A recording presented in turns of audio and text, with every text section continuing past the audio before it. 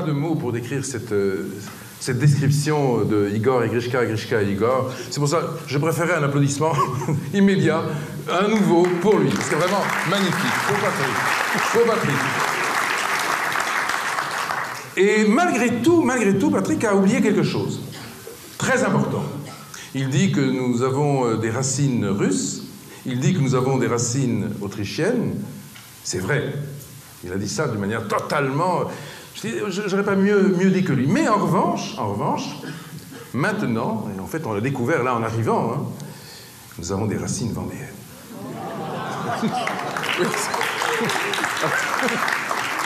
Et oui, c'est une révélation, ça nous est tombé dessus comme ça, d'un coup. On s'est dit, mais c'est vrai, on est vendéens, nous aussi. Donc on n'est pas seulement gascon, parce qu'on est né en Gascogne. D'ailleurs, Igor peut vous faire un petit échantillon de cet accent merveilleux qui est l'accent du sud-ouest. Mais oui, mais on n'est pas si loin que ça au fond du sud-ouest. Pas si loin. Et si nous étions des paysans gascons, on pourrait dire quelque chose comme ça. Oh, mais que parlo pour mes copes que nous parlo quand même, embremmi. L'aute cop che sono pensate l'aute costate della Lusterro et che ho bisnat un type che s'est complètement bien splendide. Bon, vous avez compris. Tout le monde a compris. Ça veut dire que la Vendée est un pays splendide. C'est ça que ça veut dire. On aurait mieux fait de l'appeler la Gascogne, mais enfin, ça s'appelle la Vendée, quoi. Bon, donc nous avons ça, maintenant on sait que nous sommes vendéens, on dit « Vive la Vendée », c'est notre prochain slogan quand on arrive à Paris. Voilà. Ça c'est pour partir, c'est le chapitre numéro 1, pour parler comme l'excellent Patrick. Alors, nous sommes ici aujourd'hui vraiment par à la fois un effet de rencontre. Les rencontres sont toujours déterminantes dans une trajectoire. C'est vrai qu'on remercie ici Jean Stone, qui est l'ambassadeur de cette rencontre avec Jean-Michel. Donc nous avons, au terme de cet élan commun, décidé de faire quelque chose, de nous rencontrer. Mais ce que je ne savais pas à l'avance, c'est la qualité de l'auditoire. Nous étions préparés pour une certaine conférence, mais là, on sent vraiment autre chose. On sent la ferveur, on sent cet étonnement dont on parlait Patrick. Mais il y a mieux que ça encore, il y a au-delà. On sent le goût de l'émerveillement. Et là, je ne plaisante pas. Ce goût de l'émerveillement, nous l'avons, Igor et moi, depuis longtemps. C'est ce qui fait qu'on chemine vers les limites, les frontières, avec parfois difficulté, parce que c'est jamais simple d'être sur les frontières. Il y a toujours un moment où il y a un franc-tireur d'en face qui vous dit « Mais qu'est-ce que vous faites là ?» Pourquoi est-ce que vous avancez aussi loin et pourquoi est-ce que vous avez pris ce chemin? Alors, il y a évidemment des résultantes de ça, ce qu'on appelle des polémiques, des débats. Nous ne sommes pas friands de ces polémiques, mais on ne les évite jamais. Et de toute façon, dès l'instant où on passe justement vers des questions dites ultimes, eh bien, le charme de ces questions ultimes, c'est de créer des réactions. Donc, nous sommes heureux de les susciter. Et nous sommes heureux de voir que finalement, ces questions, elles se situent toujours au carrefour entre deux grands courants. Ça, c'est une découverte que nous avons faite en nous retournant sur notre propre parcours. On s'est dit, mais d'où est-ce qu'on vient, justement, pour reprendre le mot de Pierre Dac, effectivement, est-ce que je suis moi? D'abord, c'est difficile, hein, pour deux jumeaux. Est-ce que je suis moi?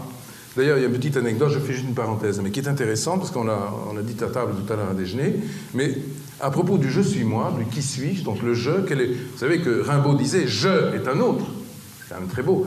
Eh bien, il y a une belle illustration de ça à travers une petite aventure qui est arrivée à Igor. Il n'y a pas très longtemps, c'était il y a un mois à peu près, nous sommes en juillet, et je vais au Puce, à la recherche d'un vieux meuble ou d'une tapisserie, et là, je rencontre un Arabe vient vers moi, et puis me dit « C'est vous ou c'est votre frère ?»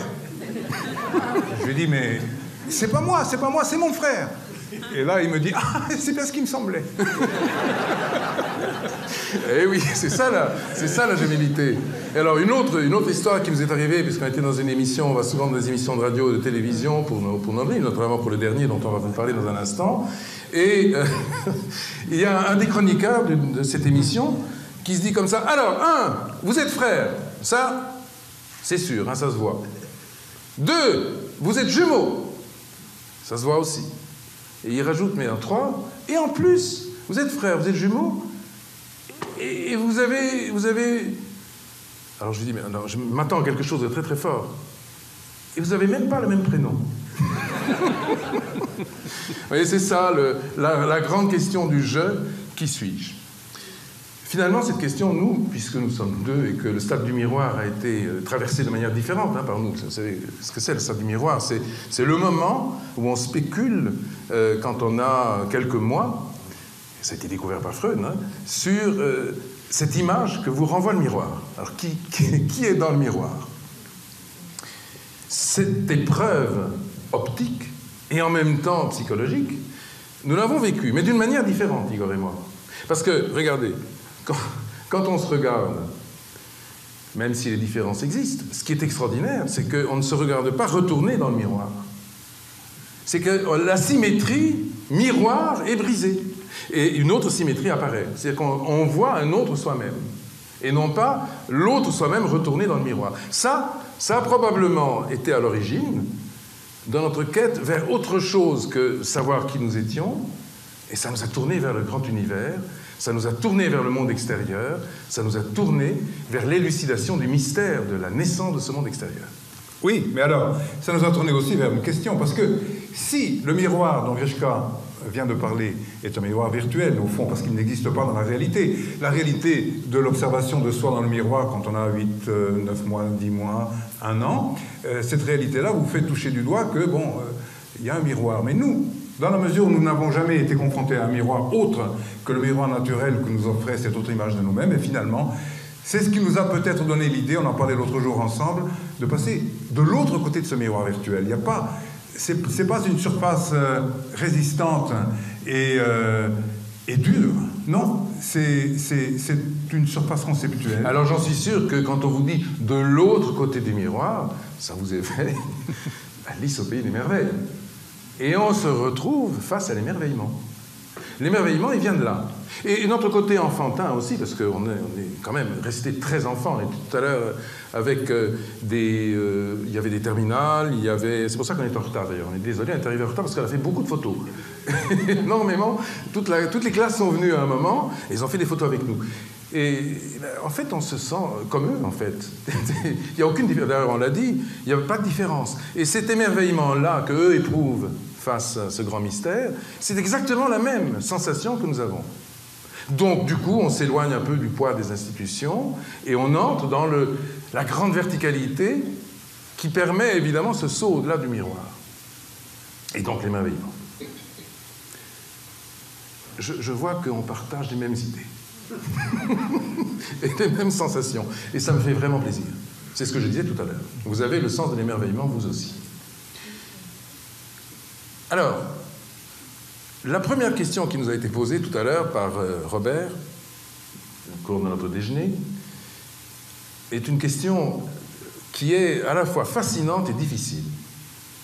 Il nous dit, vous nous parlez dans vos livres, vous nous parlez dans vos émissions, avec beaucoup de désinvolture, mais en même temps, bon, peut-être vous avez de la conviction, mais moi je ne suis pas convaincu. Vous nous parlez de ce qui a pu exister avant le Big Bang. Vous nous parlez de cette explosion primordiale, le Big Bang, ça tout le monde connaît, mais vous allez plus loin, vous nous parlez d'avant le Big Bang. Et moi, je n'y crois pas. Je ne demande qu'à être convaincu, mais finalement, est-ce que vous allez me convaincre qu'il existe quelque chose avant le Big Bang? Je ne demande qu'à être surpris, dit-il. Je ne demande qu'à être surpris, c'est-à-dire étonné, au sens que Patrick, le philosophe, vient de donner à ce mot. Je fais une citation qui peut-être déforme sa pensée, qui est beaucoup plus subtile. Mais... Donc, il demande à être convaincu qu'il existe quelque chose avant le Big Bang. Alors, on va commencer par le commencement, parce qu'après tout, nous sommes déjà au cœur de notre livre, qui s'appelle « Le mystère des satellites Planck ». Et nous sommes bientôt, vous allez le voir, au carrefour de ces deux grands courants dont j'ai parlé tout à l'heure, le courant scientifique, la science, et puis le courant, on va dire, idéaliste pour parler comme les philosophes, mais spirituel pour parler comme les religieux. Il y a bien une convergence entre les deux, et Monseigneur Jean Stone ne me démentira pas.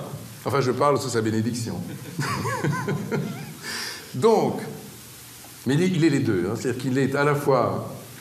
Évidemment, à la recherche de la révélation, comme nous tous, il a peut-être trouvé des lumières que d'autres cherchent encore, mais il a surtout cet esprit rationnel, cette démarche scientifique Et pour avoir longuement parlé avec lui dans les domaines pas seulement de la science de l'infiniment petit ou de l'infiniment grand, mais de toutes les sciences, on sait qu'il va très loin. Donc, grande question. Et pour commencer, comme je le disais par le commencement, puisqu'on parle du Big Bang, qu'est-ce que le Big Bang? Ça, c'est la première question qu'on va se poser d'une manière toute simple, et à laquelle, heureusement, beaucoup de scientifiques, depuis les années 40, et même un petit peu plus tôt, ont répondu. Alors, c'est quoi le Big Bang?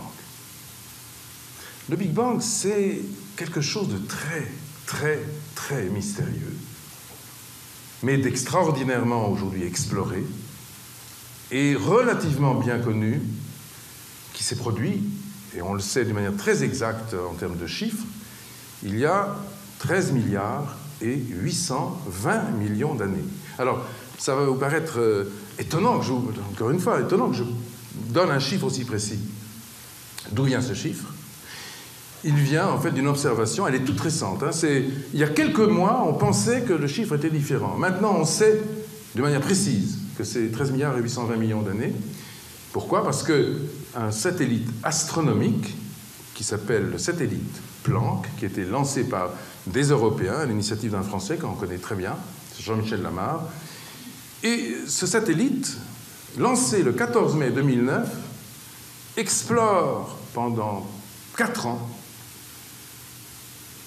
les limites de l'univers, la frontière, les lointains, les choses les plus lointaines dans l'univers. Mais là, je pense, juste faire une parenthèse, c'est que je pense que vous avez tous en tête les raisons pour lesquelles le satellite, lorsqu'il observe, comme le dit Grishka, les régions les plus lointaines de l'univers, vous établissez tout de suite l'équivalence entre le fait que lorsqu'il regarde loin, il regarde en même temps très tôt dans l'histoire de l'univers. Et en 2 mots, tout simplement parce que il est sensible, comme nous le sommes, comme vous l'êtes, à un phénomène auquel nous sommes tous soumis, qui est tout simplement la limite de la vitesse de la lumière. Lorsque vous regardez le Soleil, vous le voyez tel qu'il était il y a 8 minutes, parce que le Soleil est à 150 millions de kilomètres de la Terre. Lorsque vous observez une étoile voisine, comme Alpha du Centaure, c'est un système triple de 3 étoiles, ce système, lui, est beaucoup plus loin. Alors vous le voyez tel qu'il était il y a 4 années et 3 mois. Et lorsque vous allez au bout de la galaxie, par exemple, ben vous voyez les étoiles les plus lointaines qui sont en périphérie, dans les bras les plus éloignés de notre système solaire. Et bien là, vous le voyez tel qu'il était il y a à peu près 80 000 ans. Bon, ça veut dire que plus on recule notre champ d'investigation, plus on observe loin, plus on observe tôt. Plus on observe tôt. Ce qui veut dire que quand on va chercher l'horizon, on tombe sur quoi? Sur la toute première lumière émise par l'univers. Cette lumière, elle a été émise juste 380 000 ans après le Big Bang. 380 000 ans. Le chiffre est maintenant, c'est même 379 000. Hein, à 1000 ans près. On est d'accord là-dessus. C'est quand même extraordinaire parce qu'on sait qu'en l'an 380 000, c'est à peu près finalement la distance qui nous sépare de l'homme de Cro-Magnon, c'est pas si loin. Hein. En l'an 380 000 apparaît cette espèce de bouillonnement de photons primordiaux que nous observons aujourd'hui grâce à ce fameux satellite. Mais vous pouvez d'ailleurs, c'est une expérience que je vous encourage à faire dès ce soir, sous le contrôle de Patrick. On verra. Mais sérieusement, c'est une expérience assez amusante. Vous mettez votre téléviseur hors piste, c'est-à-dire hors channel, hors chaîne. Et là, vous avez ce qu'on appelle la neige. Hein, c'est des petits points qui scintillent sur l'écran. Et bien, ces petits points-ci qui scintillent sur l'écran, sachez que à peu près 1 sur 10, 10%, sont des photons cosmologiques, c'est-à-dire des photons qui viennent de cet écho lointain du Big Bang. C'est assez émouvant de penser que là, sur des écrans, on peut recueillir ça. Et c'est ce même flot de photons qu'en 1965, deux jeunes gens, ils avaient 28, 29 ans, deux jeunes Américains, ils s'appelaient Penzas et Wilson, perdus dans le New Jersey, alors qu'ils étaient là pour calibrer les communications entre la Terre et un satellite que vous connaissez. Vous le connaissez bien parce qu'on en a beaucoup parlé dans les années 60, il s'appelait Telstar. Ça vous dit quelque chose?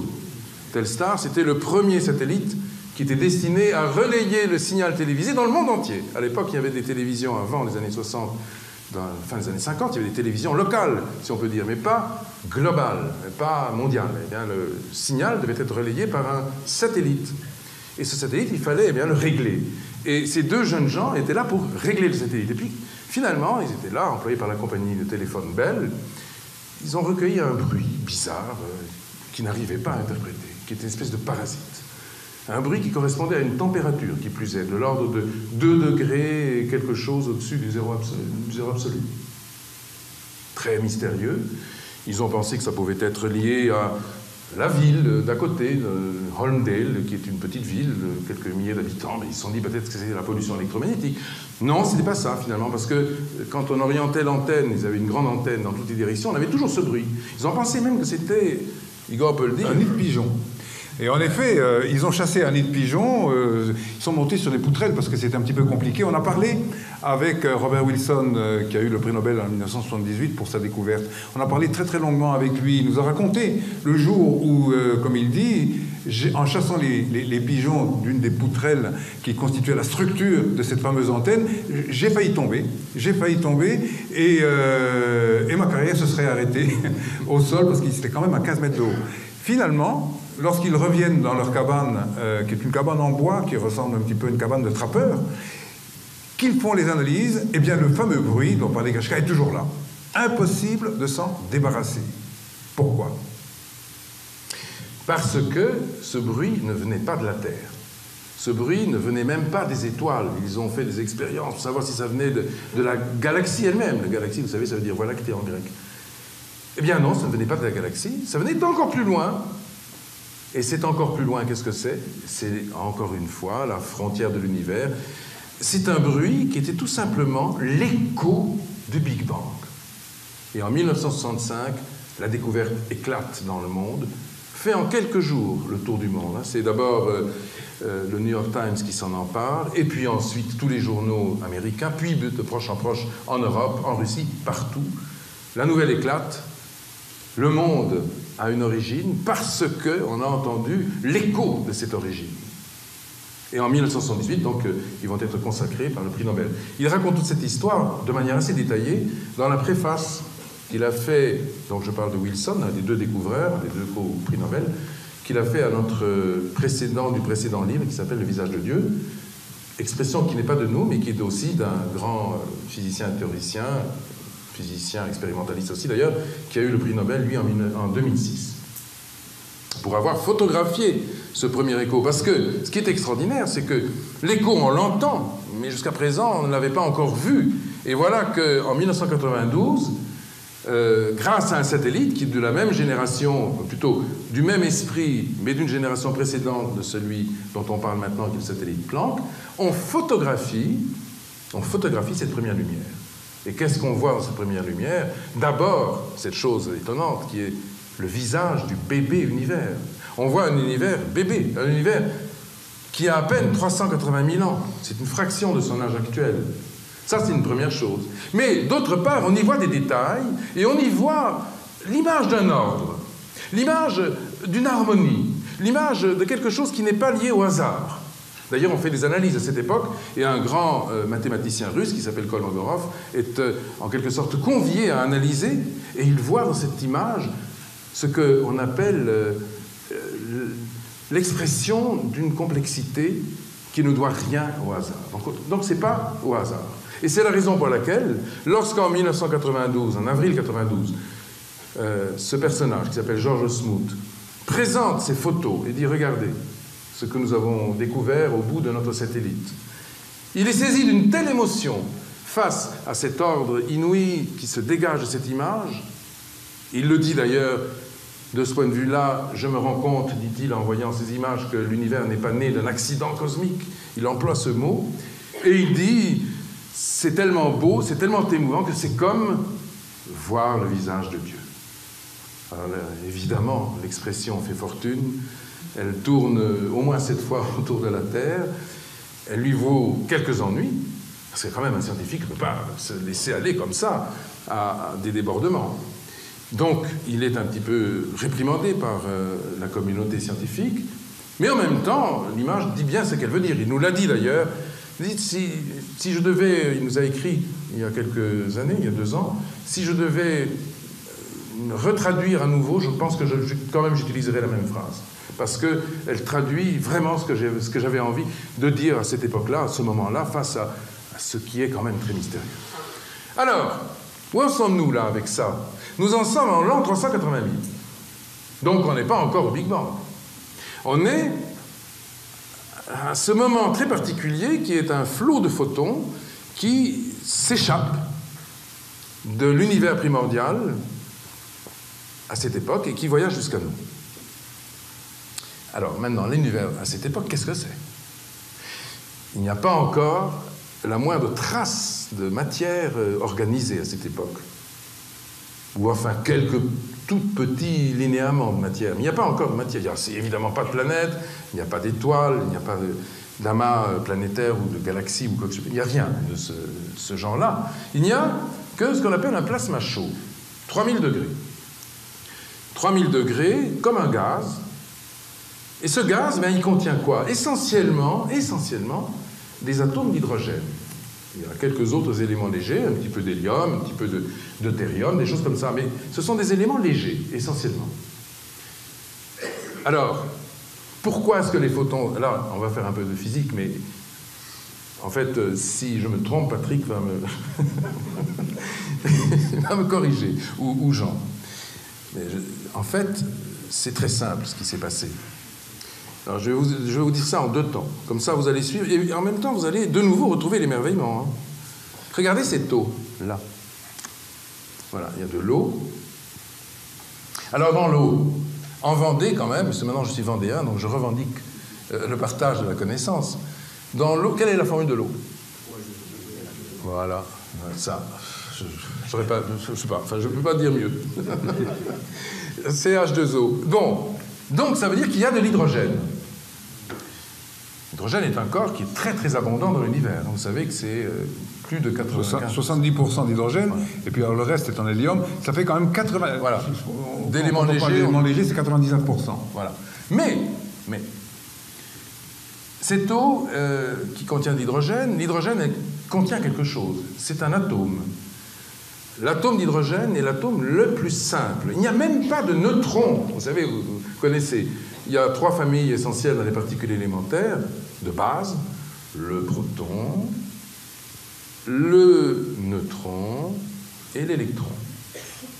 Voilà. Une fois qu'on a dit ça, on a la base de ce qu'était l'atome justement de Bohr et même un petit peu avant lui.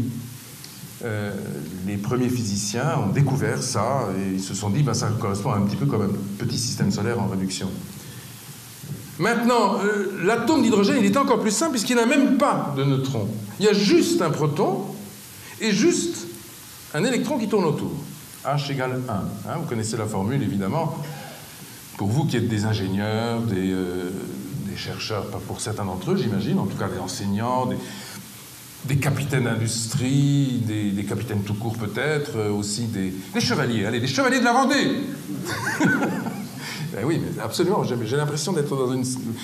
Il y avait dans ces grands châteaux féodaux, un petit peu comme celui dans lequel nous avons déjeuné aujourd'hui, dans ces grands châteaux féodaux, il y avait les assemblées des barons.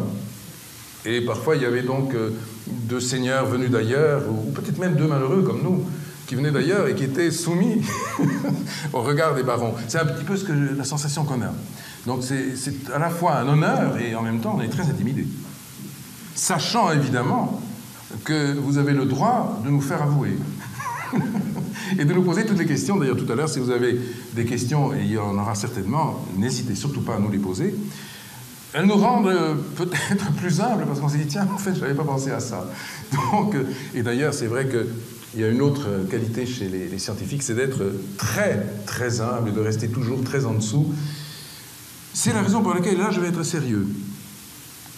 Avant de continuer, sur l'exploration de cette bouteille, avant de taper dans la bouteille, au fond, c'est ça, hein. Je vais être sérieux en disant qu'on est tous quelque part à égalité de savoir. Tous. Parce qu'on est tous à égalité d'émerveillement, comme je disais tout à l'heure. Et très franchement, sur ces grandes questions-là, à un moment, les scientifiques butent. Ils ont un tout petit peu de savoir empilé sur des choses. Mais qu'est-ce qui compte, en définitive? C'est comme le disait Einstein, ce n'est pas les connaissances en science. Il a dit très justement. Il a une très belle phrase.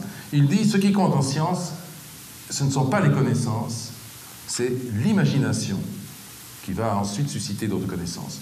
Et je pense que de ce point de vue-là, nous sommes tous à égalité. Et d'autant plus à égalité que les choses profondes sont toujours des choses simples et des choses qu'on peut partager, qu'on doit partager. C'est pour ça que cette démocratie que nous poursuivons de temps en temps à la télévision, enfin, partage du savoir, nous paraît essentielle.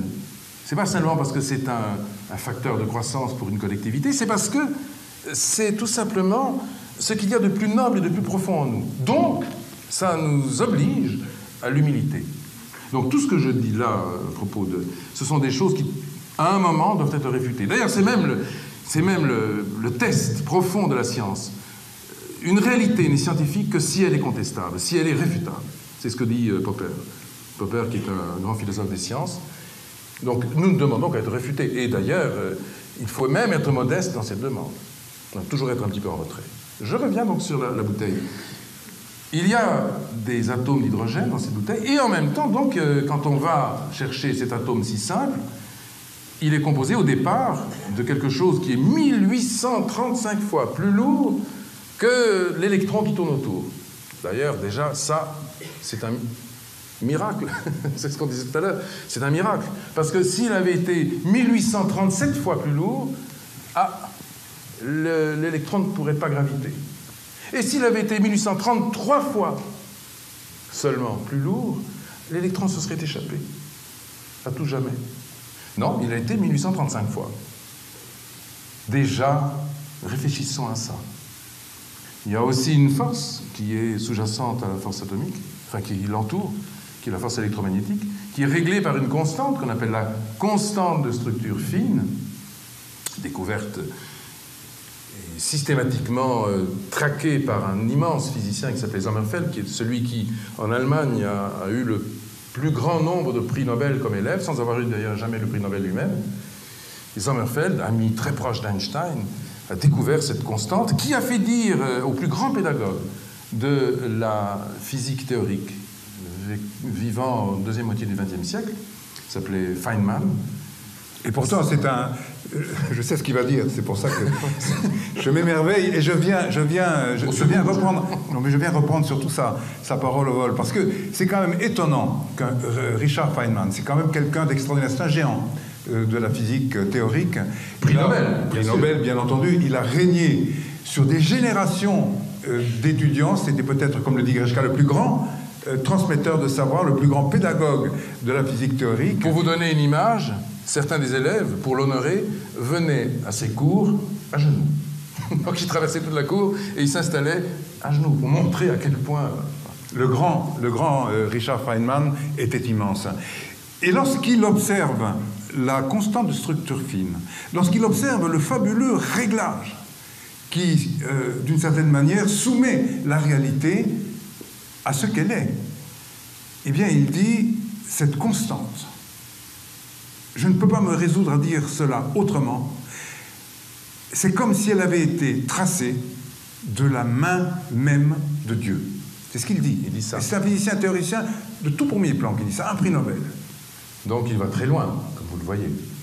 Et il nous parle de quoi? Il nous parle de structure mathématique qui a émergé donc très tôt. Et je vais vous donner cette image, puisqu'on parlait tout à l'heure de l'atome d'hydrogène et de son noyau, donc on appelle donc le proton. Figurez-vous que tous les noyaux d'atomes d'hydrogène sont apparus et ont été fabriqués dans les 60 premières secondes de vie de l'univers et plus jamais après. Les 60 premières secondes. Donc, Vous avez ici une relique.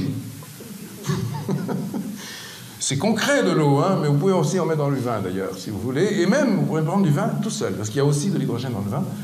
Eh bien, c'est quand même extraordinaire de penser que là-dedans, il y a des atomes dont les noyaux ont été fabriqués à cette époque-là, c'est-à-dire dans les 60 premières secondes de vie de l'univers et plus jamais après.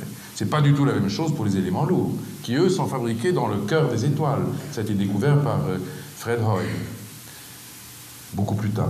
Mais là, voilà, on a quelque chose qui doit nous intriguer et qui doit nous émerveiller. Parce que si on parle d'une fabrication en 60 secondes de tous les éléments, enfin de tous les éléments légers, de tous les atomes, plutôt de tous les éléments qui sont au principe de la fabrication des atomes d'hydrogène, en 60 secondes, c'est extraordinaire. Ça nous donne d'ailleurs, par rebond, le secret de la libération de la première lumière. Parce que, qu'est-ce qui s'est passé en l'an 380 000? Là, je parle d'un four cosmique qui est très chaud. Quand on parle de la température de Planck, je vais vous donner cette température. C'est une température vraiment très, très, très élevée. 10 puissance 32 degrés. Ça correspond à 100 000 milliards de milliards de milliards de degrés. Vous savez que 10 puissance 9, c'est 1 milliard. 10 puissance 18, c'est 1 milliard de milliards. 10 puissance 27, c'est 1 milliard de milliards de milliards. Et pour aller jusqu'à 32, il faut rajouter encore 5 zéros. Donc 100 000 milliards de milliards de milliards de degrés. Et c'est un chiffre précis qu'on connaît, qui est exactement déterminé par ce qu'on appelle la constante de Planck. Ah, encore une constante qui est là, dont je pourrais donner le chiffre. Donc, un réglage absolument phénoménal, qui permet donc à ce four cosmique de fabriquer au bon moment, 60 secondes, jusqu'à ce que la température chute au-dessous d'un seuil critique, au-dessous du milliard de degrés, et alors après, à partir de là, eh bien, on ne peut plus fabriquer d'atomes. Le moindre proton, c'est-à-dire le moindre noyau d'atome d'hydrogène. Et les photons, qu'est-ce qu'ils font pendant ce temps-là? Ils dansent autour, puisque les photons naissent en même temps, ils dansent autour de ces noyaux, mais ils perturbent tout, parce que les électrons qui voudraient s'en approcher, ils sont éjectés en permanence dans cette espèce de bain très chaud à des milliards de degrés, jusqu'à ce qu'on arrive à 3000 degrés. Et quand on descend à 3000 degrés, là encore c'est une question de température, vous voyez que finalement toute une question de four, de température. Donc celles qui font des bons gâteaux, elles savent pourquoi. Il faut régler son four correctement. Le four cosmique, il est très très bien réglé. Parce que, à 3000 degrés, il se passe un phénomène tout à fait naturel, finalement, quand on le comprend maintenant, vu d'ici. Il se passe que c'est suffisamment froid pour que les photons cessent de s'agiter dans tous les sens et éjectent les électrons. Donc les fameux électrons dont je parlais tout à l'heure, ils vont finir par se mettre en rotation, ils vont finir par s'accoupler aux protons. Et donc créer comme ça les premiers atomes d'hydrogène, alors qu'on était avec seulement des noyaux au départ. Il a fallu 380 000 ans. Mais regardez les chiffres, comme ils sont étonnants. 60 secondes pour fabriquer les noyaux, 380 000 ans pour fabriquer des atomes. Ça paraît... C'est comme s'il y avait une espèce de dessin, le mot est peut-être trompeur, mais en tout cas une image très précise. Et en fait, c'est pas comme si. Les choses sont très précises. Elles ne peuvent se produire que... Car, pourquoi est-ce qu'il y a une première lumière? Parce qu'à partir du moment où les électrons se mettent en rotation autour du noyau et fabriquent donc des atomes d'hydrogène, à ce moment-là, c'est la liberté pour les photons. Et les photons vont entamer leur long voyage, qui va durer à notre échelle des milliards d'années, jusqu'à ce qu'ils viennent jusque chez nous. Sachez que ces photons cosmologiques, ils flottent en ce moment même dans cette pièce. On ne les voit pas, on ne les sent pas, mais ils sont là. D'ailleurs, ils sont beaucoup plus nombreux que les photons ordinaires. Alors, il y a des photons ordinaires, ce sont ceux qui nous viennent de ces lampes, ils sont là. Simplement, ils sont environnés de ces photons cosmologiques que vous ne verrez jamais, mais que les fameuses antennes, comme celles qui se trouvent dans le New Jersey, ont pu capter. Et puis les satellites cosmologiques, comme le satellite Planck, ont pu photographier. Ça nous ramène à ce moment si mystérieux qui est celui du Big Bang. Puisqu'on est dans les premiers instants. Qu'est-ce que vous avez vu dans ces premiers instants? Vous voyez des grandes constantes. On parle de la constante de Planck, puisqu'on est à la longueur de Planck. Figurez-vous quand même, je vais quand même rajouter un petit élément, pour ceux qui vont m'interroger tout à l'heure, un petit élément même important. Vous savez que l'univers est en expansion. Vous savez que depuis tout à l'heure, là, nous nous sommes rencontrés il y a une demi-heure à peu près, 3/4 d'heure, l'univers a grandi de milliards de mètres cubes, kilomètres cubes. Il est beaucoup plus grand, déjà, parce qu'il s'échappe hors de lui-même, si on peut dire, à toute vitesse, et même avec une accélération qu'on appelle l'énergie noire. Eh bien, quand on rembobine ce film cosmique à l'envers, on va se trouver avec un univers de plus en plus petit. À un moment, l'univers, toute première seconde, il était grand comme cet amphithéâtre. C'est-à-dire son rayon caractéristique, ce qu'on appelle l'horizon observable, c'était ça. Et puis on descend en dessous, à la première seconde, les calculs montrent, et on a découvert d'ailleurs justement dans l'ouvrage remarquable de Trinxian Tuan, donc publié en 87, je crois, l'univers est grand comme une pomme ou comme une orange. Donc il est vraiment très petit.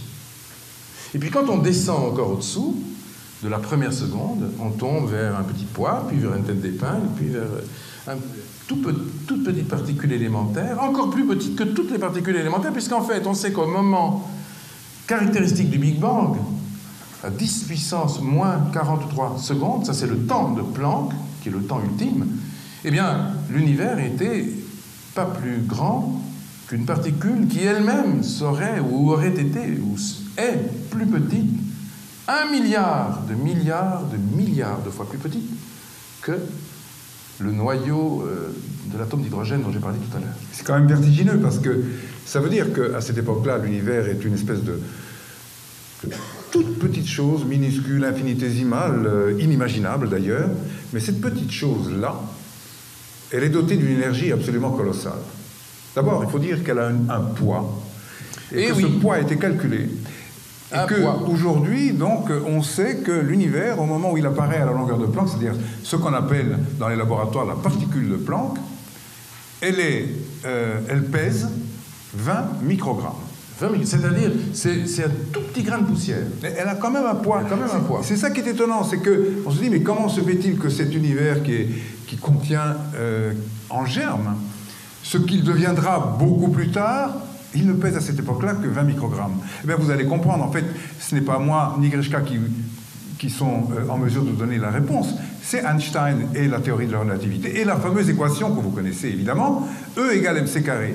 Parce qu'à cette époque-là, donc, E égale m, ça veut dire l'énergie, égale m, c'est la masse, ou la matière, comme vous voulez. Eh bien, à cette époque-là, l'univers, il est tout petit, il a un poids de 20 microgrammes. Pourquoi? Parce qu'il a une énergie colossale. Cette énergie, c'est 10 puissance 19 gigaélectronvolts. Bon, mais à une toute petite échelle. Toute petite échelle, énergie colossale. C'est ce qui fait dire d'ailleurs, au dictionnaire, on regarde AB, Big Bang, on feuillette divers dictionnaires. On va retrouver à peu près la même définition un peu partout. Big Bang, déferlement d'énergie dans le vide primordial. Alors, grande question maintenant, qui va nous ramener vers Robert. Énergie primordiale. Avec, on l'a dit tout à l'heure, des grandes constantes qui règlent le déferlement de cette énergie. Constante de Planck, constante de structure fine, la vitesse de la lumière qui est bien entendu déjà là, la constante de gravitation. Toutes ces grandes constantes sont déjà là. Et même des nombres purs, comme le nombre pi, par exemple. On sait très bien qu'il y a des entités sphériques à cette époque-là, et même hypersphériques. 3 dimensions, c'est une sphère à 3 dimensions, c'est comme un ballon, mais qui aurait une dimension de plus. Eh bien, en fait, tout ça, tous ces chiffres, toutes ces lois, elles sont déjà là. Grande question. Il y en a 2. Et quand on est un physicien, un théoricien, et a fortiori quand on est un mathématicien, on ne peut pas ne pas se poser ces questions-là. 1. D'où vient cette énergie? D'où vient l'énergie du Big Bang? Puisqu'on connaît bien le Big Bang aujourd'hui, d'où vient-elle? 2. Comment se fait-il que cette énergie se libère de manière tellement ordonnée qu'elle peut fabriquer en 60 secondes les éléments fondamentaux et les plus abondants dans l'univers? 2 grandes questions. Bien entendu, quand nous avons posé cette question autour de nous, en 90, juste au moment où nous avons été au bout de notre livre avec Jean Guiton, Dieu et la science, c'est là qu'intervient un épisode fondamental pour nous, parce que nous rencontrons Jean Guiton, nous sommes à la télévision à l'époque. Vous vous souvenez de Temps X? Bienvenue dans la quatrième dimension. Ben, on y est un peu, hein, quelque part, parce que la quatrième dimension, c'est le temps. Ben, en fait, au moment où nous avons finalement révélé à nous-mêmes l'importance des questions posées à ce philosophe immense qui était Jean Guiton, héritier, dernier héritier à l'époque vivant de Bergson, qui lui-même s'était posé des tas de questions qu'il avait posées à Einstein en particulier. Vous savez qu'Einstein, c'est une parenthèse, hein, mais Einstein, qui était quand même en 1921 couronné par le prix Nobel qu'il a reçu physiquement en 1922, parce qu'en 1921 il était au Japon, Einstein est une statue vivante, c'est un monument. Et ce monument de la physique, il fait deux choses sur lesquelles je vais juste faire une petite parenthèse. La première, c'est qu'en 1922, il est professeur à l'université de Berlin. Et là, il rencontre, après un de ses cours, une élève en doctorat qui s'appelle Esther Salaman. Et elle va lui poser une question. Et oui, elle est impressionnée parce qu'elle est pour la première fois en face à 1 mètre de son maître, auquel elle n'a jamais parlé. Mais depuis de nombreux mois, elle l'écoute dans les conférences. Elle est de plus en plus intéressée par la pensée même d'Einstein et elle est fascinée par son rapport, si on peut dire, à la description de l'univers. Et elle vient vers lui et elle lui demande, Maître, qu'est-ce que vous cherchez dans vos équations? Et il répond, je ne suis pas intéressé par les détails de la matière. Ce que je veux comprendre, c'est comment Dieu a créé l'univers. Et il rajoute, ce que je veux connaître, c'est la pensée de Dieu. La pensée de Dieu. C'est pour ça que nous avons donné ce titre à l'un de nos ouvrages, la pensée de Dieu. Et Einstein, en 1922, donc, un petit peu avant d'avoir le prix Nobel, il commence à être invité un petit peu partout. Mais un des pays pour lesquels il y a une résistance, c'est la France. Étrangement, il aurait dû venir en Vendée, d'ailleurs, en premier, à mon avis, parce qu'il aurait été mieux reçu. Il aurait été bien reçu ici, alors qu'à Paris, il a été très mal reçu, à tel point que lorsque Langevin, son ami de toujours, Langevin qui, comme vous savez, était le compagnon de Marie Curie, donc vous voyez le niveau dans lequel on se place, Langevin, donc en 1922, l'invite et lui dit « mais viens parler à l'Académie des sciences ». Et l'Académie des sciences répond. Si c'est Einstein, parce que c'est Einstein, on voit bien qu'il y a quelque chose d'extraordinairement méprisant là-dedans, si c'est Einstein met le pied dans l'hémicycle, eh bien, nous quittons la salle. C'est ce qui s'est passé. Et c'est la raison pour laquelle Einstein n'a jamais été reçu à l'Académie des sciences. Oui, parce que Langevin vient le voir, très ennuyé, et il dit, écoute, il faut renoncer. Tous nos collègues sont hostiles, ils ne veulent pas malheureusement t'accueillir dans l'hémicycle, donc on va trouver autre chose. Et cette autre chose, ça a été en fait de créer un espèce de face-à-face au Collège de France avec Bergson. Et voilà, c'est la boucle par rapport à Bergson dont j'ai parlé tout à l'heure. Puisque Bergson a été celui qui a accueilli Einstein en France, qui lui a posé toutes les questions possibles et imaginables. Einstein a répondu autant qu'il le pouvait. Bergson est le maître à penser de Jean Guiton, avec 3 autres philosophes, Yankelevitch, Jacques Maritain, et puis quelqu'un d'autre qu'on a eu l'honneur de connaître. Et Jean Guiton nous a montré cette lettre dont il était très fier, puisqu'il était à la fois l'héritier spirituel, mais aussi il a recueilli énormément de biens matériels de la part de Bergson. Il nous a montré une lettre tracée de la main d'Einstein, dans laquelle Einstein remercie Bergson pour les conversations éclairantes qu'il a eu l'honneur d'échanger avec lui. Et on voit la signature d'Einstein à la fin. Merveilleux moment pour nous, quand on a découvert ça en 1990.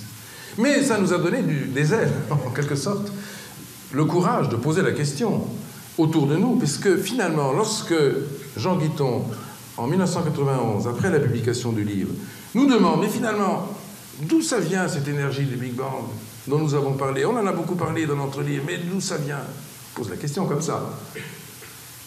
Et nous, finalement, on est pris de court. À l'époque, on n'avait pas encore réfléchi vraiment à la question, on est pris de court. Un peu comme... on demandait à être convaincu, un peu comme Robert, parce que j'oublie pas Robert, hein. C'est un long tour d'horizon, mais on va revenir à la question qu'il pose. Eh bien, à cette époque-là, on n'avait pas la réponse. Et on se tourne vers les scientifiques de l'époque et on leur demande, mais finalement, cette énergie-là dont tout le monde parle, le Big Bang, d'où ça vient? Les scientifiques nous recevaient avec une espèce de condescendance aimable, en nous disant mais vous savez, ils parlaient tous comme ça, vous savez, cette question est absurde. Ça n'a pas de sens de se poser la question de ce qui s'est passé avant le Big Bang. Écoutez, c'est comme si vous demandiez, d'une certaine façon, est-ce qu'il existe un point qui serait situé à 1 kilomètre au nord du pôle Nord? 1 kilomètre au nord du pôle Nord. Voilà. Ça, on l'a entendu au moins 3 fois. Donc, on s'est dit, bon, il y a un problème là, je ne pense pas qu'on aura la réponse. C'était pas seulement vrai en France, mais aussi aux États-Unis. On s'est tourné vers des sommités, et à chaque fois, on faisait la même réponse. This question is absolutely unsolvable and absurd. Ça veut dire que cette question est insoluble et absurde, donc ne la posez pas. Donc on a vu qu'on touchait une zone interdite. Et c'est à ce moment-là qu'on décide de raccrocher nos fameuses combinaisons brillantes, vous les connaissez. Et c'est ça, les combinaisons vive la 4e dimension, parce que c'était vraiment ça qui nous portait à l'époque. On était dans ce rêve-là de la conquête. Mais on avait un sommet à conquérir en plus, qui était celui de cette connaissance d'où vient l'énergie du Big Bang. Et là, on n'avait pas la réponse autour de nous. On ne pouvait pas inviter les scientifiques pour nous dire, ben voilà, ça y est, c'est comme ça. Donc, on s'est dit, ben, on va essayer de voir, avec humilité, hein, encore une fois, nous-mêmes, ce qui peut se passer là-bas. Et c'est la raison pour laquelle on a raccroché donc le clou nos combinaisons. Et regardez, j'ai encore les chaussures, hein, je vous montre. Là. Elles sont là, ce sont les mêmes. Hein. Vous voyez comme ça traverse le temps. Oui, elles sont indestructibles. Indestructibles. Elles sont d'un matériau très particulier, je vous en prie, pour les industriels intéressés. Bon, donc, à cette époque-là, on s'inscrit donc en 91 en thèse de doctorat, et on commence une longue traversée. Alors ça a pris du temps, ça a pris beaucoup de temps. Il a fallu, d'abord on s'est inscrit au Centre d'études nucléaires de l'Université de Bordeaux, pour réapprendre un peu la physique, pendant 2 ans, sous la direction d'un ancien élève de Joliot-Curie, quand même, quelqu'un de vraiment très compétent en physique. Et on s'est transformé, on n'était plus du tout de temps X, hein, absolument, on avait tourné complètement la page, oublié ça, et on s'était mis donc dans le rang des étudiants. Et petit à petit, on est entré vraiment dans ce rôle.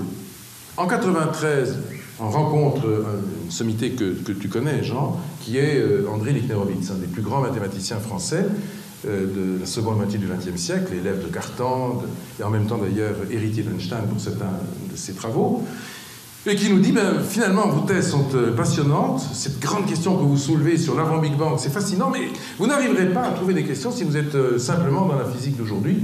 Il faut que vous alliez chercher des réponses dans les mathématiques. Donc vous allez prendre un chemin différent, et vous allez aller vers plus de mathématiques. Ce qui explique que l'un des élèves de Lichner-Ovitz, qui s'appelle Flatto, nous accueille dans son laboratoire qu'il avait créé, qui est un laboratoire de physique mathématique. Flatto est un immense mathématicien à l'époque, membre du comité Nobel, enfin c'est quelqu'un de très important, je pense que tu as dû le rencontrer.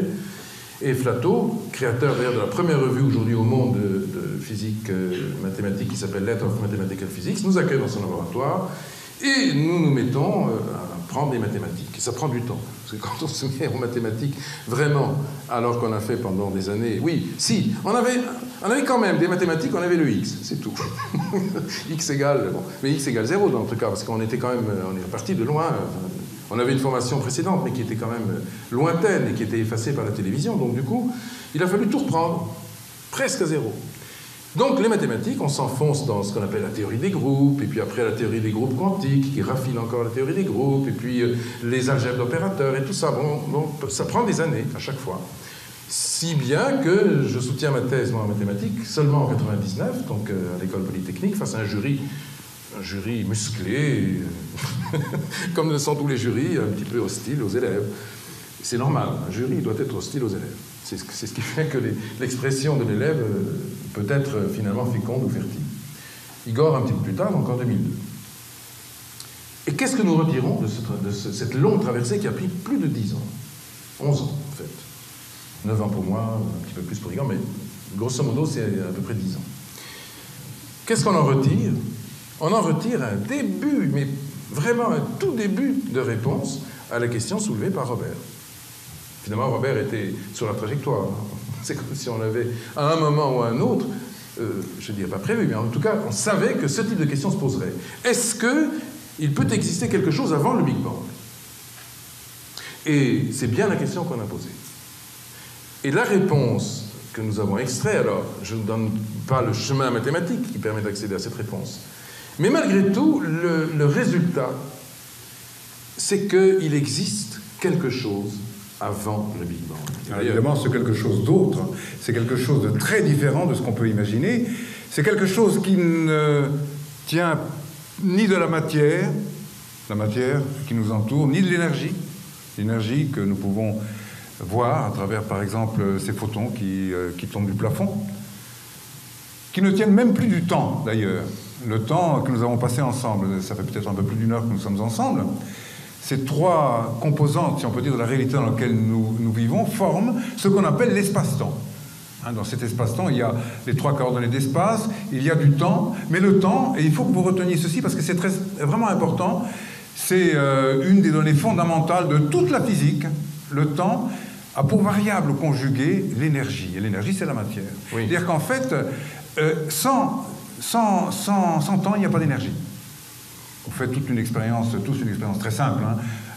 Vous avez tous, à un moment, et nous l'avons tous fait, allumé une bougie, puis nous l'avons vue se consumer. Mais elle se consume dans le temps.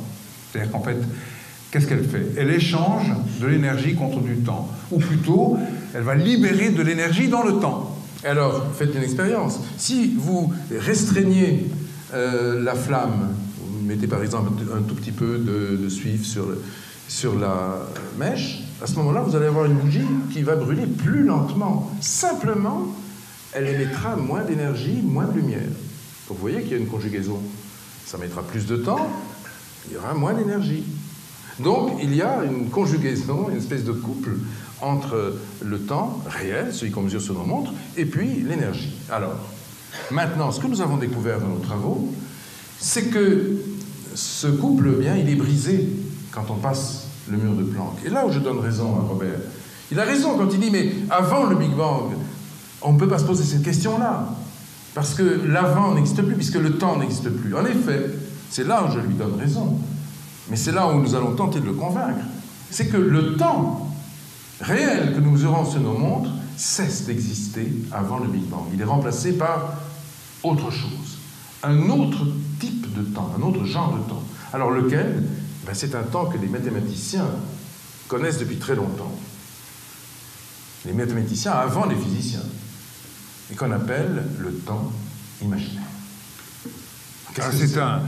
C'est un mot un peu mystérieux, le temps imaginaire, parce qu'on a l'impression, au fond, que c'est un temps qui serait issu de l'imagination. Mais Grishka a donné une partie de la réponse quand il dit que ce temps est un temps qui est familier aux mathématiciens. D'ailleurs, il est à ce point familier que c'est l'un des plus grands d'entre eux, Poincaré, qui a été le premier à formaliser, à comprendre la nature profonde de ce fameux temps imaginaire.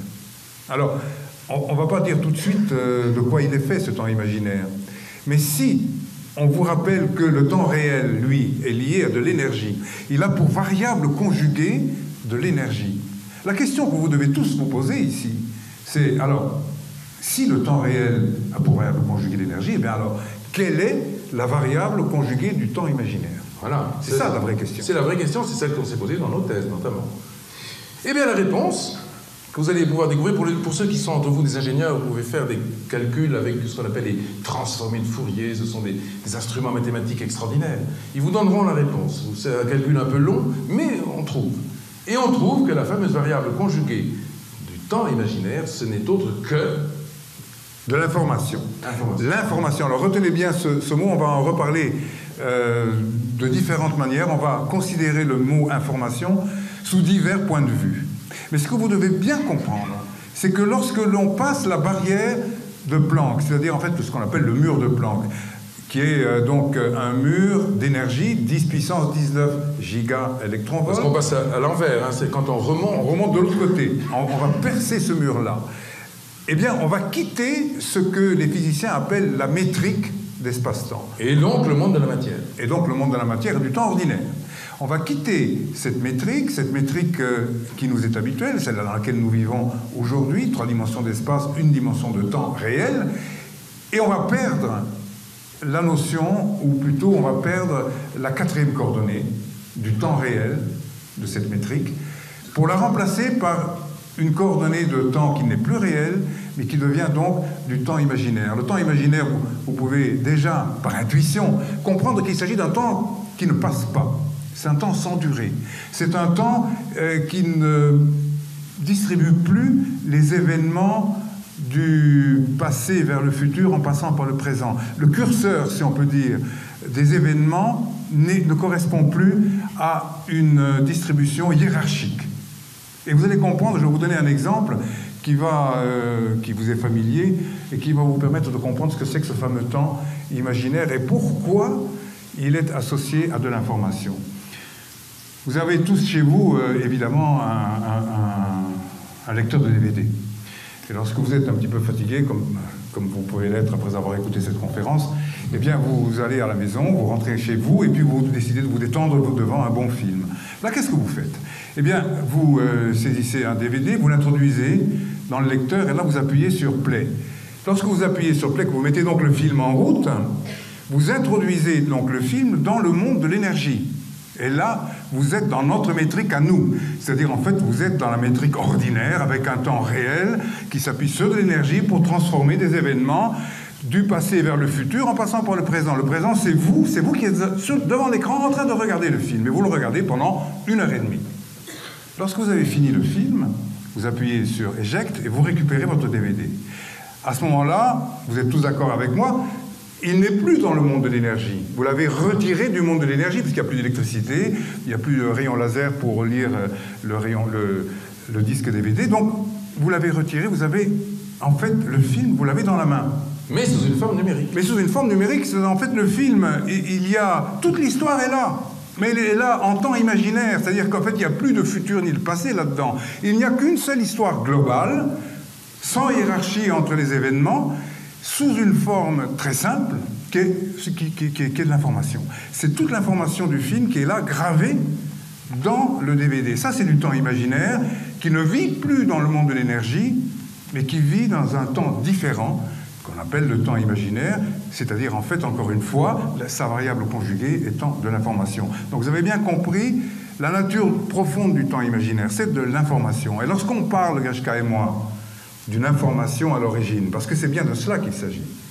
Nous disons, il y a une information qui précède le Big Bang. Cette information-là, elle est faite de quoi? Elle est faite d'entités mathématiques, elle est faite de nombres purs, le nombre pi par exemple, le transcendant, elle est faite de grandes constantes qui sont les constantes cosmologiques que tous les physiciens connaissent. Il y a la constante de gravitation, celle de la vitesse de la lumière, et la constante de la structure fine, toutes ces constantes universelles qui règlent d'une certaine manière le scénario cosmique qui fait que 13 milliards et 820 millions d'années après, l'univers est là, nous pouvons l'observer, nous sommes devenus conscients, si on peut dire, nous sommes l'univers lui-même, d'une certaine manière, qui a pris conscience de lui-même, parce qu'il a évolué, parce qu'il est aujourd'hui suffisamment complexe à travers les systèmes biologiques que nous sommes tous, les uns et les autres, pour s'observer, pour prendre conscience de lui-même, pour s'analyser, pour comprendre son histoire et essayer de tenter de comprendre d'où il vient. Et ce qui est extraordinaire, c'est que ces fameuses constantes, les grandes constantes, les nombres purs, toutes ces valeurs numériques se réduisent à de l'information. Oui. Alors pour reprendre un petit peu notre mais il ne faut pas aller beaucoup plus loin, mais enfin on peut imaginer comme une sorte de DVD cosmique qui serait là à l'origine, qui serait avant. Parce que quand vous êtes chez vous, que vous appuyez sur Play, c'est là le Big Bang, c'est là que tout commence. Mais ça veut dire qu'avant le Big Bang, il y avait quoi? Il y a toute l'information qui est gravée sur le DVD. Eh bien, imaginez un petit peu, c'est une métaphore grossière, évidemment, mais elle vous permet de comprendre, d'avoir une intuition de ce qui se passe avant le Big Bang. Imaginez une espèce de DVD cosmique qui contient toutes les grandes lois, toutes les grandes constantes, les constantes universelles, etc., et qui distribue de façon extraordinairement rigoureuse le scénario cosmologique qui fait que les choses se sont déroulées de manière telle qu'aujourd'hui, eh bien, nous sommes ici avec vous, pour parler de cette histoire. Et prenez un exemple tout simple. Ce soir, là, je vais vous demander, c'est la deuxième expérience. Prenez une feuille de papier, vous tracez aussi précisément que possible un cercle. Si vous n'y arrivez pas, prenez un compas. Parce que c'est pas facile de tracer un cercle comme ça. C'est ce qui a fait d'ailleurs que Poincaré n'est entré que second à l'école polytechnique alors qu'il était premier au concours d'entrée. Il en est sorti second. À cause parce qu'il ne savait pas vraiment bien dessiner, il a fait un cercle qui était de travers. C'est pas facile de faire un cercle. Mais dans un cercle, qu'est-ce qu'il y a?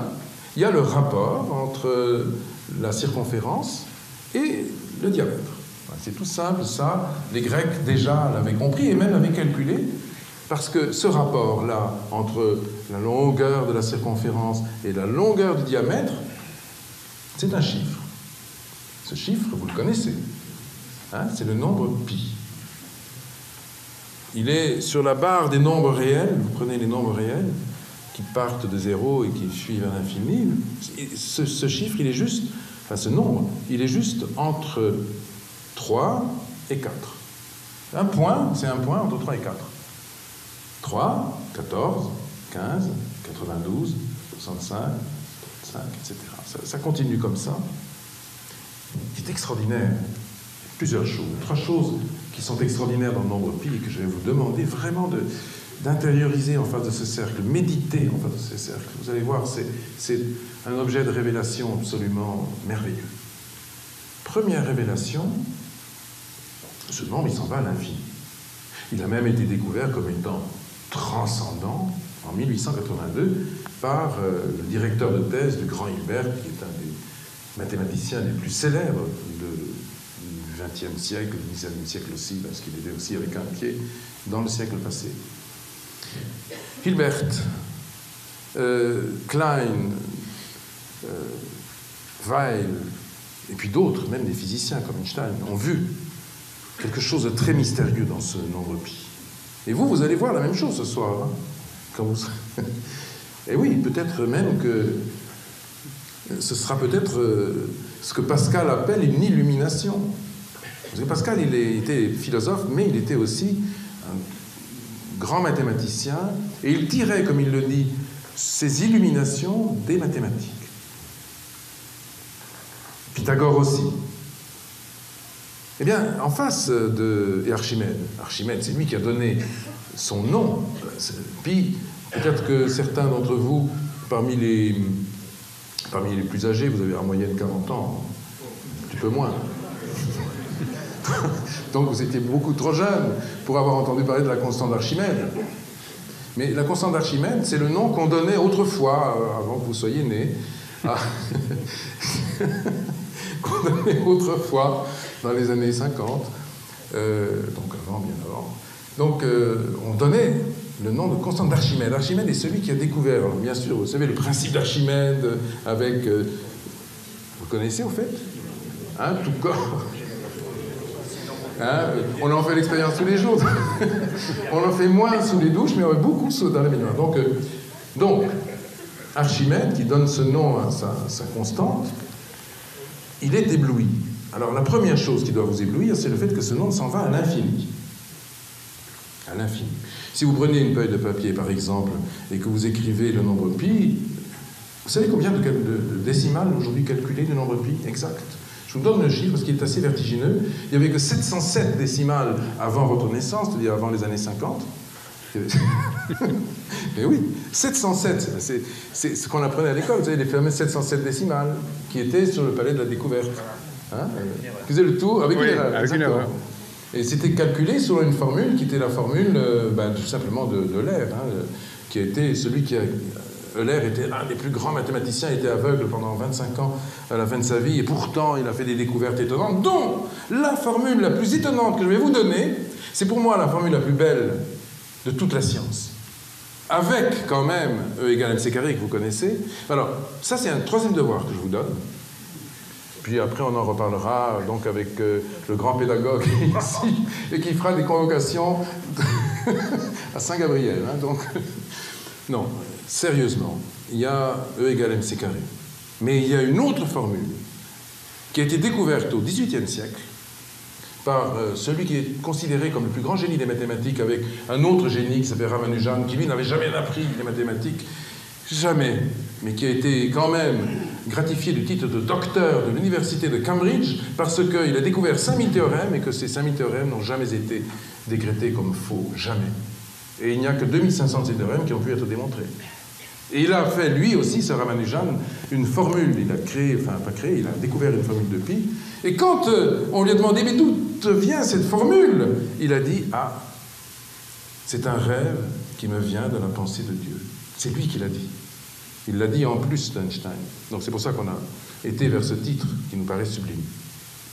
Ben, je reviens vers cette découverte donc de pi.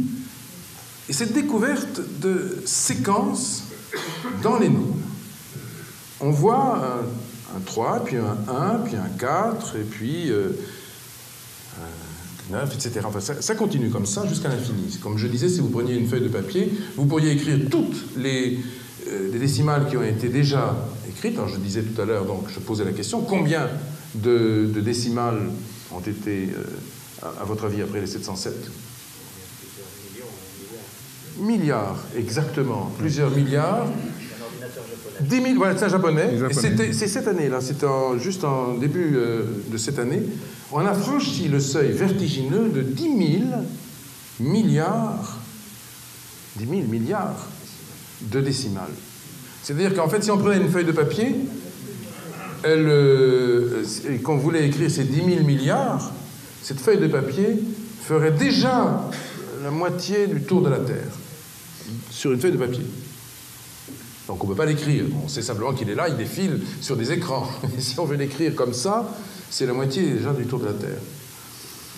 Mais si on veut étendre maintenant et qu'on dise, ben voilà, j'en vais l'écrire plus loin. Alors on peut faire une fois le tour de la Terre, 2 fois, 10 fois, 100 fois, mais on peut, c'est pas assez. Il faut aller vers le système solaire si on veut continuer. Mais c'est pas assez, il faut aller vers le tour de la galaxie. C'est pas encore assez. On va continuer, on va comme ça faire le tour de l'univers, et on n'aura jamais écorné qu'une toute petite fraction de ce nombre pi. Il faudrait faire 1 milliard de fois, peut-être 1 milliard de fois, non, une infinité de fois le tour de l'univers pour l'écrire en entier, on n'aurait pas encore écrit. C'est ça, le mystère.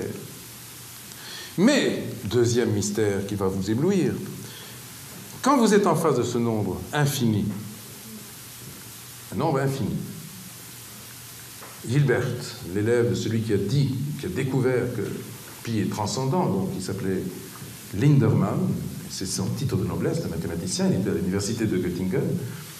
Hilbert dit, mais l'infini n'existe pas, ne peut pas exister sur Terre. L'infini, il le dit, appartient à Dieu. Grand mathématicien qui dit ça. Regardez l'émotion que vous éprouvez. Moi, je l'éprouve, je sais que vous l'éprouvez.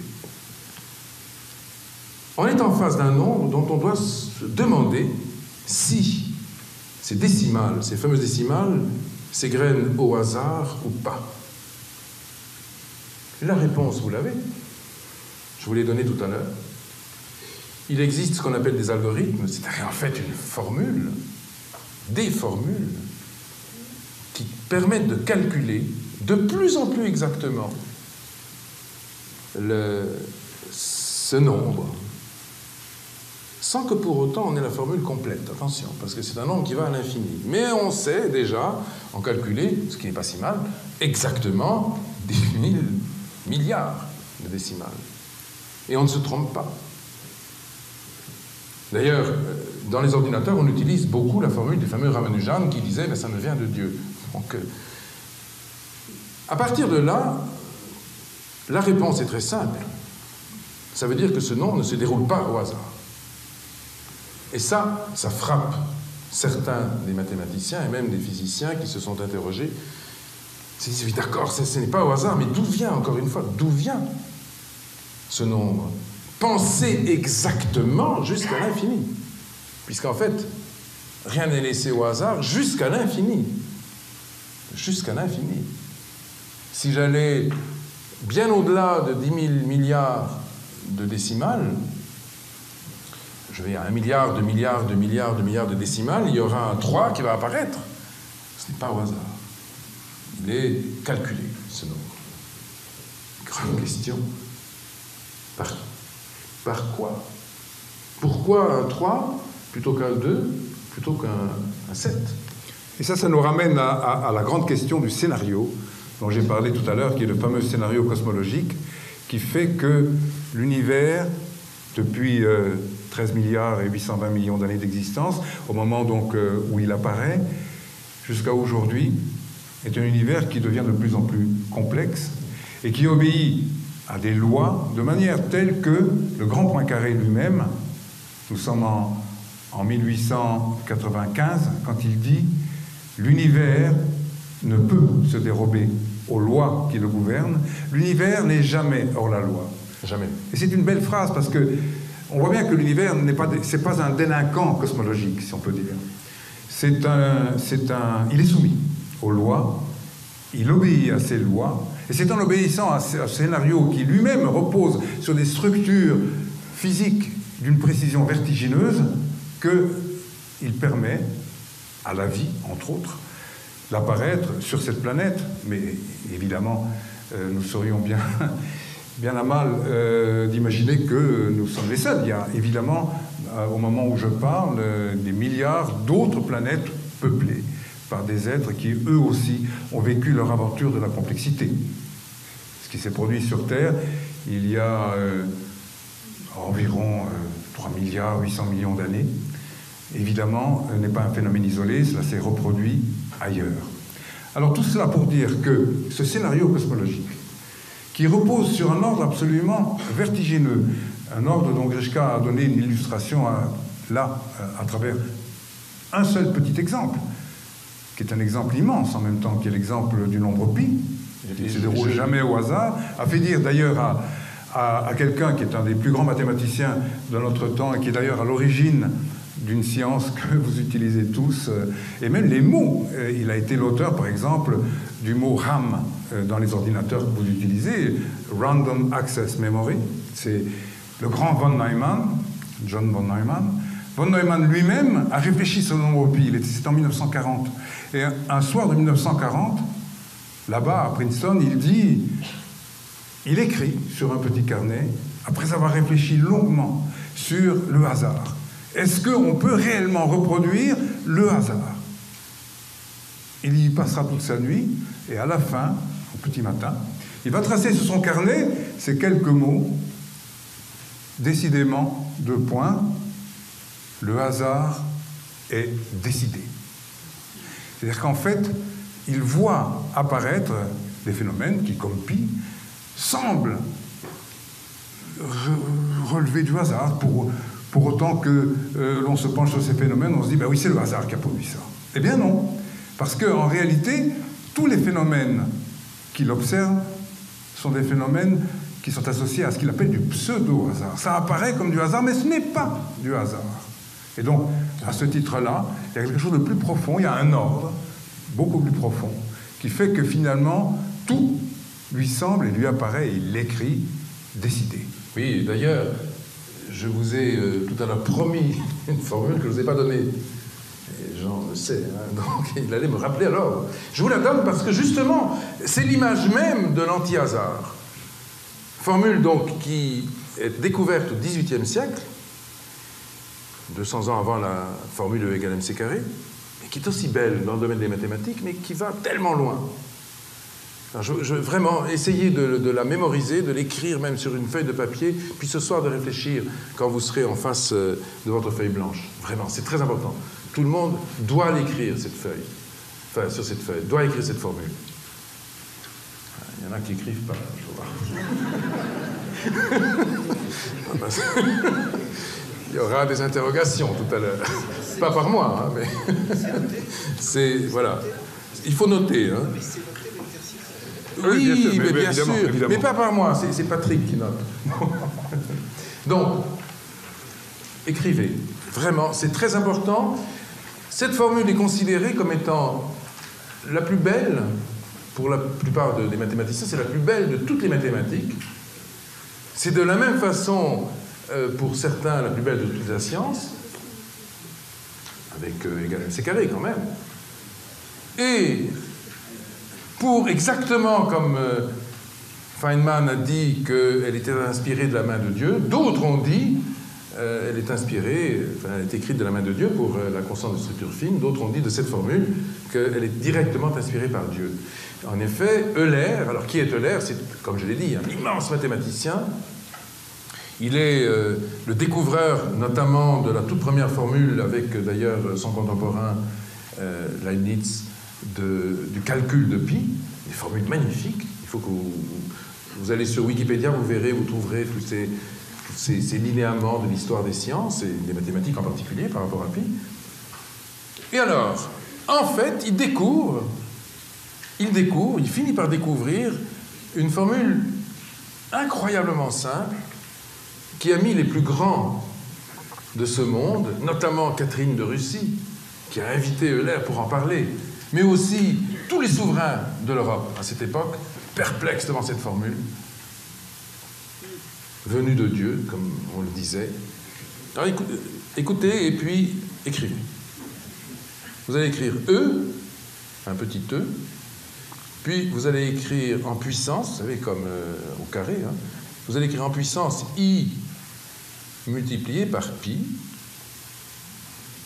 Donc, ça s'écrit, ça se lit exponentielle de IPi, en fait. Donc, E, c'est quoi? C'est la constante de l'air. C'est un nombre, lui aussi, qui va à l'infini. Ah, très extraordinaire, quand même, un nombre qui va à l'infini. I, et puis il y a encore un autre nombre qui va à l'infini. Ces deux nombres-là, l'un est en puissance, l'autre est en bas, plus 1, le plus simple de tous les nombres, égale quoi? Eh bien, comme je disais tout à l'heure, j'ai presque donné la formule, hein, avec x égale 0. Eh bien, égale 0. C'est pas extraordinaire? C'est pas étonnant, merveilleux? Eh oui. Oui. Regardez sur Wikipédia ce soir, après avoir fait votre devoir, E puissance pi plus 1 égale 0, et vous verrez, elle est décrétée comme étant la plus belle formule de toute la science, en tout cas de toutes les mathématiques. Oui, parce qu'en fait, elle évoque d'ailleurs un joli titre que nous devons à Kastler, c'est le zéro et l'infini. Ça veut dire que le zéro contient l'infini. Oui. C'est bien et alors, ça. En plus, vous avez la réunion dans une seule formule des 5 grandes constantes sur lesquelles repose l'univers. E, évidemment, c'est la base de l'exponentielle, c'est la base de ce qu'on pourrait appeler l'expansion. Hein, E, c'est l'expansion quelque part de l'univers. E. I, on en parlait tout à l'heure, I, c'est l'imaginaire, les nombres imaginaires qui sont à l'origine de tout, puisque la singularité initiale de l'espace-temps, vous savez, cette singularité qui représente le point zéro de l'espace-temps, elle vit dans I, c'est-à-dire en fait dans le monde imaginaire, dans ce qu'on appelle les nombres imaginaires. Elle ne peut exister que en temps imaginaire. Donc I est là, donc il représente en quelque sorte le symbole de la singularité. Pi, on l'a vu tout à l'heure, qui apparaît très tôt dans l'histoire de l'univers, bien avant le Big Bang. C'est le témoin de l'avant Big Bang. Et il va à l'infini, avec toutes ses propriétés, il n'est pas au hasard. Plus 1, qui est la base. Et vous allez voir à quel point, puisque nous allons égaliser avec 0, et que 1 et 0 sont à la base, aujourd'hui, de ce qu'on appelle la base binaire. Et cette base binaire, c'est celle qui permet aujourd'hui à des outils merveilleux comme celui-ci d'exister. Sans les 0 et les 1, ni ordinateur, ni tout ce que nous avons ici, avec ces milliers de livres dans cette... enfin, c'est même dizaines de milliers. Oui, c'est 64 000. 64 000 livres, quand même, là, dans... Ça veut dire, en fait, que j'ai 64 gigas. J'ai pris le modèle le plus élevé, parce que je voulais avoir le plus de livres possible. Mais, voilà. Nous avons, en fait, les 5 constantes plus importantes qui sont réunies dans une seule formule, et qui ont fait que Euler est considéré aujourd'hui comme le découvreur de la plus belle, de la plus harmonieuse, et en même temps de la plus spirituelle, comme on l'a dit souvent, des formules des mathématiques. En plus, cette démonstration qui, si vous, parmi les mathématiciens, il y en a certainement d'entre vous, comme Patrick, pour refaire la démonstration qui permet d'aboutir à cette formule étonnante. Alors, pour conclure, parce que l'heure est... Nous vivons dans le temps réel, pas dans le temps imaginaire. Hélas. Et donc, mais si, il y a un peu de temps imaginaire quand même, parce que vous avez acquis de l'information pendant notre rencontre. Et donc, pour conclure, nous pouvons donc risquer une métaphore qui est très simple. J'ai parlé tout à l'heure de ce fameux DVD cosmique qui serait quelque part à l'origine de tout ce qui est. Un DVD cosmique qui est fait de quoi? Qui est fait en réalité, qui est d'essence mathématique. Hein, c'est une pensée mathématique. Ce qui faisait dire d'ailleurs à Dirac, Dieu est peut-être le plus grand mathématicien. Oui, parce que Galilée, avant lui, avait dit « la nature est écrite en langage mathématique ». Et puis d'autres, comme par exemple Weil, qui dit il existe au sein même de la nature une harmonie cachée qui se reflète dans notre esprit sous la forme de lois mathématiques pures. C'est quand même extraordinaire. C'est quand même extraordinaire. C'est quand même extraordinaire de penser cela. Ah, il y a autre chose.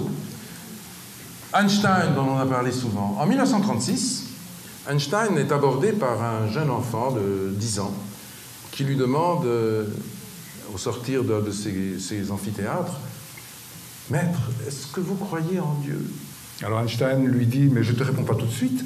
Donne-moi ton adresse et je vais t'envoyer une lettre dans quelques jours. » Et quelques jours plus tard, l'enfant reçoit donc une feuille avec cette merveilleuse écriture d'Einstein, très lisible, très belle, et avec sa signature, bien entendu, et cette formule que nous avons appris par cœur et que vous allez donc apprendre par cœur ce soir, c'est le 4e devoir. Donc, cette formule a fait le tour du monde, et depuis 1936, on peut se la répéter, au moins dans certains secteurs de la pensée. Tous ceux qui sont sérieusement impliqués dans la science finiront par comprendre un jour qu'un esprit se manifeste dans les lois de l'univers. Un esprit immensément supérieur à celui de l'homme. Quand même. Merveilleux. C'est extraordinaire. Et pour finir, au-delà d'Einstein, ou à travers Einstein, ou grâce à Einstein, qui a parlé dans sa fameuse théorie de la relativité générale du cône de lumière, mais il a parlé aussi de l'ailleurs. L'ailleurs, c'est quoi? C'est ce qui est situé hors de notre espace-temps. Le nombre pi, il est dans l'ailleurs. Il est hors de notre espace-temps. Ailleurs.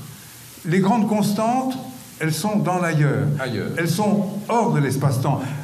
Grishka a fait une expérience très simple tout à l'heure en vous disant que tous les atomes ou les noyaux d'atomes d'hydrogène ont été fabriqués pendant les premières 60 secondes d'existence de l'univers, lorsque le four cosmique était suffisamment chaud. Je vais faire une autre expérience qui est très simple. C'est que je vais pas aller très haut, je lâche la bouteille à 5 cm de la table. La prédiction, qui est une prédiction scientifique, c'est que la bouteille va tomber. Pourquoi? Parce qu'elle obéit, et là on retrouve Poincaré, lorsqu'il dit que l'univers n'est jamais hors la loi. Cette bouteille obéit aux propriétés de l'univers, et en particulier à la loi de la gravitation, qui fait qu'elle va tomber sur la table. Mais cette loi, elle était déjà là avant le Big Bang, avant même que le monde de l'énergie ne s'empare, si on peut dire, de l'évolution et fasse qu'aujourd'hui, nous sommes là pour parler ensemble. Et c'est pour ça qu'un grand physicien, mathématicien, astronome, il s'appelait James Jeans, américain, a dit, il s'est converti. En fait, au départ, il était complètement, vraiment rebelle à tout ce qui pouvait passer par la religion, et il s'est converti, et à la fin de cette conversion, au terme de cette conversion, il décrète, et c'est une phrase célèbre de lui, « L'univers n'est pas, contrairement à ce que je pensais, une grande machine, mais c'est une vaste pensée. » Oui, c'est... Donner le substrat profond des choses. Et alors, pour conclure, je ne résiste pas quand même à vous donner encore un petit devoir. Enfin, c'est un devoir pour vous amuser, cette fois. Pour vous détendre. Pour vous détendre. Je vais vous parler de quelqu'un, on va terminer là-dessus, parce que c'est très important, et ça, je rends hommage d'ailleurs à Jean, parce que tout à l'heure, il a cité ce grand personnage, qui est donc Gödel. Et grâce à lui, je vais terminer cette conversation entre nous, qui est malheureusement un peu à sens unique, mais si vous avez des questions, n'hésitez pas. Hein. En fait, Gödel, qui est-ce?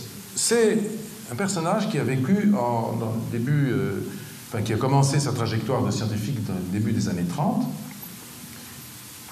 Imaginez qu'un jeune garçon de 24 ans, c'était à peu près, grosso modo, hein, à peu de choses près. À 24 ans, donc il est temps, hein, vous pouvez y aller. 24 ans, il publie, dans la plus grande revue de mathématiques de l'époque, un théorème qui s'appelle le théorème d'incomplétude et qui aujourd'hui porte son nom. On l'appelle le théorème de Gödel. Gödel est considéré comme le plus grand logicien depuis Aristote.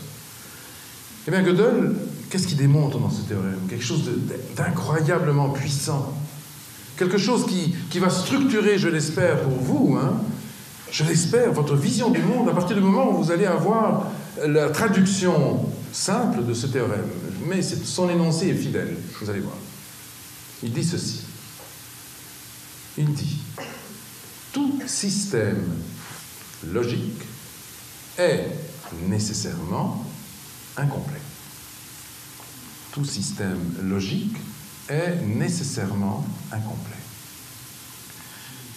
Ça veut dire que la cause qui a engendré ce système se trouve à l'extérieur de lui. Et, autre conséquence de son théorème, cette cause est nécessairement, puisqu'elle est à l'extérieur de lui, différente de lui. Alors, rapprochons cela à l'univers. On s'est amusé avec Igor à appliquer ce théorème de Gödel à l'univers. On l'a fait dans la pensée de Dieu. Qu'est-ce qui en résulte? L'univers est incontestablement un système logique. Incontestablement. Sauf quand on dit parfois des bêtises, ça arrive. Grosso modo, si on ne s'identifie pas à l'univers, on est dans un système qui est logique. Et d'ailleurs, c'est ce qui fait dire à John Stone, à travers un livre que je vous recommande, qui s'appelle « L'univers a-t-il un sens ?», que précisément, il répondra à la question, à travers 1000 portes d'entrée. L'univers a un sens. Et s'il a un sens, c'est donc un système logique. Oui. Et s'il est logique, alors il est nécessairement incomplet, et sa cause se trouve à l'extérieur de lui. C'est tout simple. Et puisque l'univers est matériel et temporel, alors sa cause est nécessairement immatérielle et atemporelle. Einstein était pétrifié d'admiration devant Gödel. Ils se sont côtoyés pendant plus de 25 ans, donc à l'université de Princeton, puisque Gödel a été chassé par le pouvoir nazi, donc dès les années 30, ça commençait à faire moins bon vivre en Allemagne. Au départ, il était en Autriche, puis en Allemagne. Il a été chassé. Il est allé donc rejoindre Einstein, qui lui avait pris les devants dès 1931, et ils se sont retrouvés donc là-bas, à Princeton, en Amérique. Et pendant longtemps, ils ont voyagé ensemble tous les jours dans le grand parc de Princeton, l'université de Princeton, que tu connais sûrement. Et là, Einstein a dit, mais c'est comme si il y avait là, dans ce théorème, la preuve de l'existence de celui qu'il appelait le vieux. Vous savez, c'était la façon dont il appelait le créateur. C'est comme une preuve. Et ça a donné d'ailleurs une idée à Gödel, idée que tu connais sûrement, qui en fait n'est pas très connue dans son travail, parce qu'elle fait partie des choses qui ne sont pas répétées. Mais Gödel s'est intéressé tout d'un coup, il s'est dit, c'est vrai, ça touche quelque part à la preuve ontologique. Alors quand on vous dit preuve ontologique, on vous renvoie à un philosophe qui s'appelle Saint Anselme, et il s'est dit, tiens, c'est drôle, si je reprenais les arguments de Saint Anselme d'un point de vue de la logique pure. C'est ce qu'il a fait. Alors il y a tout un tracé mathématique, au terme duquel les logiciens disent, eh oui, c'est imparable, c'est comme s'il avait démontré l'existence d'une cause transcendante à l'univers. Alors, on ne va pas l'appeler Dieu. Mais ne boudons pas la conclusion qui s'impose. Quand on fait de la science, on doit remonter la chaîne causale. Et, comme le disait le grand Hilbert, cette régression vers la cause n'est jamais infinie. Il l'a démontré. Il n'y a pas de régression infinie en mathématiques. Toujours une cause qui représente le fameux zéro de l'équation de l'air. Parce qu'on peut inverser l'équation de l'air et dire 0 égale 1 plus exponentielle de pi.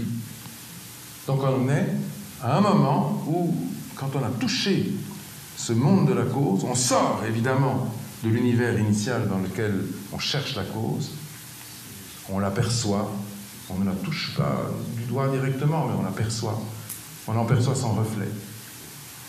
Platon, lorsqu'il nous parle du reflet de la réalité, nous dit quelque chose de ce genre-là.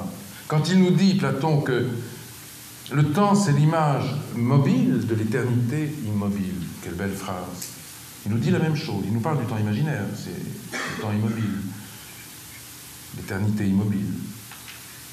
Et quand nous sommes, Igor et moi, en face de ces équations qui nous montrent un chemin, nous savons qu'on est très très très loin du but. Mais nous savons aussi que derrière la frontière qui nous est dessinée, il y a quelque chose ou quelqu'un, comme le disait un physicien, je vais terminer comme ça, disait, c'est quelqu'un, un physicien français qui plus est, a dit, quand j'observe les grandes constantes de l'univers, je ne peux pas m'empêcher de penser que derrière ces grandes constantes, il y a quelque chose, quelqu'un de très, très, très, très intelligent. Il le dit 4 fois. Voilà, je pense qu'on a fait à peu près le tour vers ce quelque chose de très, très, très, très intelligent. Pas question de le connaître, mais la grande question qu'il suscite et qu'il nous impose à chaque instant, que ce soit avec le nombre pi, que ce soit à travers la constante de structure fine, que ce soit simplement à travers ce qu'on appelle le miracle de l'existence. Pourquoi est-il quelque chose plutôt que rien? Se poser ces questions-là, c'est déjà avoir en reflet nombre de réponses.